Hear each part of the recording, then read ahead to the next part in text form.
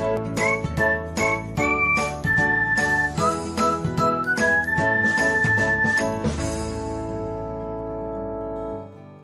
everyone, welcome back to another episode of Technologyglance. Today, in this video, I'm going to guide you through how you can limit mobile data uses on YouTube Music. So, let's get started. Firstly, open YouTube Music app in your device. Then tap on profile icon. Next, tap on settings. After that, tap on data saving. Next, you can see the option of limit mobile data usage. Turn on it by tapping on it. So, this is how you can limit mobile data usage on YouTube Music. Thanks for watching.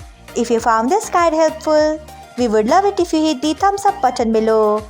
We upload great new tech tutorials like this one every day. So, do not forget to subscribe to our channel and hit the bell icon so that you'll never miss another update.